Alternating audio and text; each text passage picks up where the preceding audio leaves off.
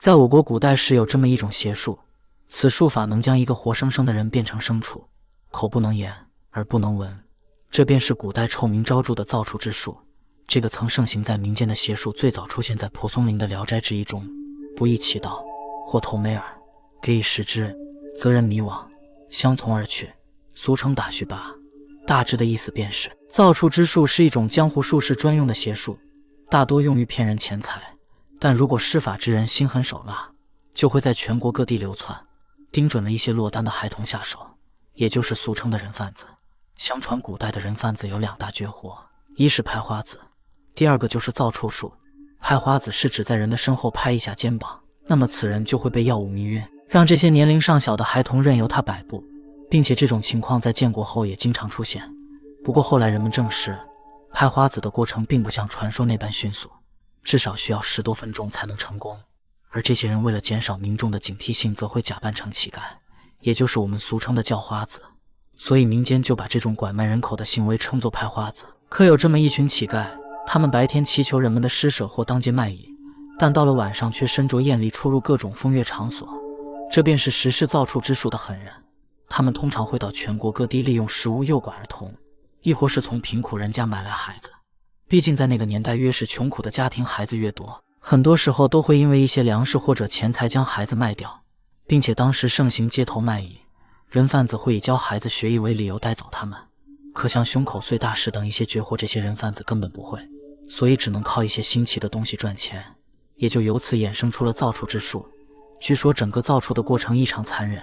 成功率更是百不存一，通常几十个孩子都不能活下来一个，可就算活下来也坚持不了几年。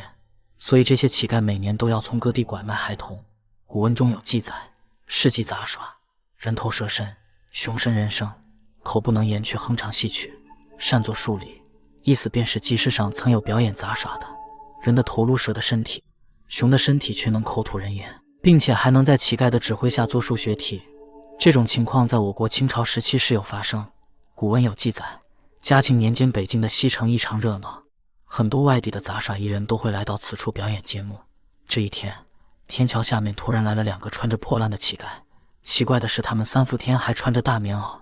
背上还驮着一口大麻袋，里面似乎有活物一般动来动去。随后2人就开始大声吆喝，表示兄弟2人今天带来的东西绝对能给大家开开眼。说罢便将背后的麻袋丢在地上。此时一个短小粗壮的蛇钻了出来，但诡异的是这条蛇却有着人脑袋。周边的人都被这幅场景吓了一跳，仔细看来这蛇身上布满了鳞片，甚至人头和蛇身之间连接的也非常自然，丝毫没有用胶水作假的迹象。随后不少人纷纷问道这是何物，乞丐则说道这是兄弟2人从海外抓来的神兽，当时此蛇正在修炼，渡劫失败后没有完全化作人形就被他们抓来了。最后在乞丐的指挥下，甚至还能做简单的数学题。可没多久，恰巧有官府的人路过，官兵们可不像老百姓一般，早就知道民间有造畜之术的存在，所以直接将其带回了衙门一顿拷打。结果发现2人专门从南方拐卖孩子，先把他们的嗓子毒哑，随后砍掉4肢，当伤口快好的时候再用开水烫烂，最后将一块买来的蛇皮敷上去。时间一长，蛇皮就和人身长到了一起，也就变成了人们看到的人面蛇身。从此描述中我们能大概得知乞丐的手段之残忍。当地老百姓在得知真相后非常气愤，官府最后也将2人千刀万剐凌迟处死。